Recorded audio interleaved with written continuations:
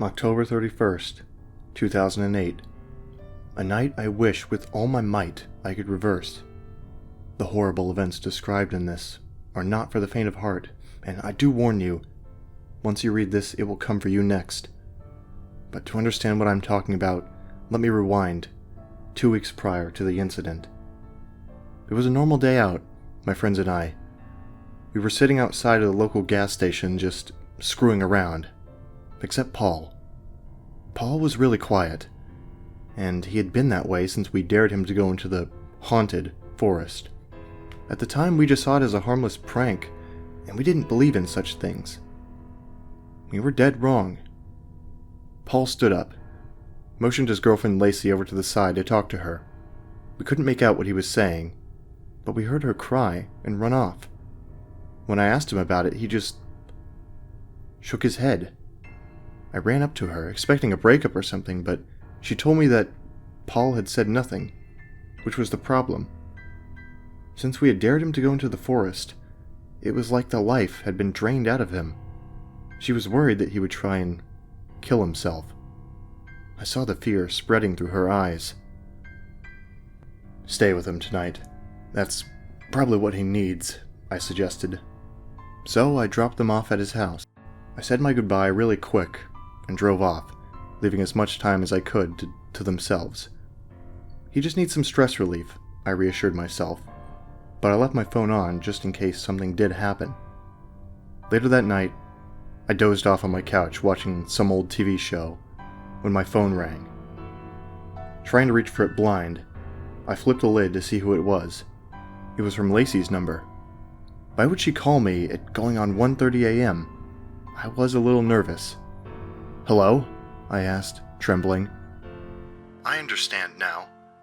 To understand, you must go in the forest," she said, in a very low and monotonous voice.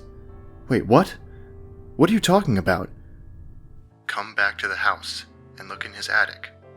Your question will be answered." And then silence.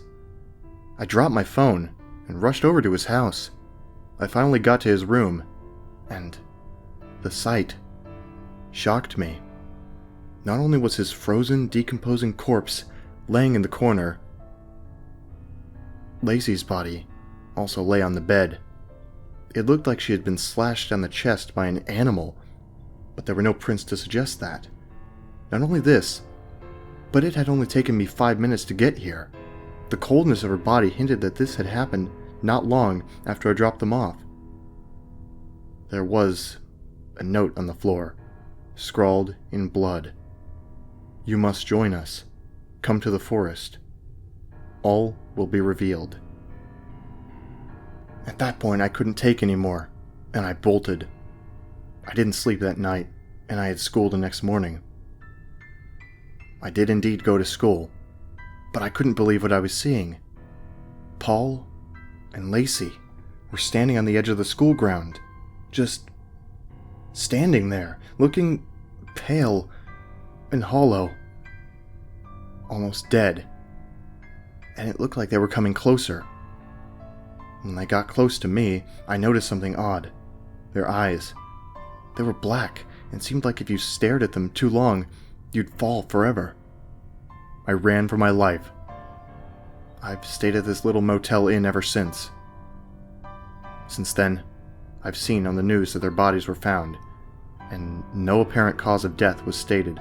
The only thing they came up with is something happened to Paul, so Lacey stayed with him and died from the same thing that killed him. My other 2 friends in the group, Sarah and Sam, were found yesterday in the forest. Sarah was torn limb from limb, and the only thing they found of Sam was his blood-stained backpack. They said it was a wolf attack, but I know better. I can feel the essence coming from me now. We all heard the legends of the spirits that dwelled in the forest, but we never believed them. I guess when we sent Paul in there, we disturbed their hallowed space that laid untouched for centuries. As I write this now, I can feel the icy stare of something watching me, observing my every move. I feel it coming for me. I just thought I'd warn you.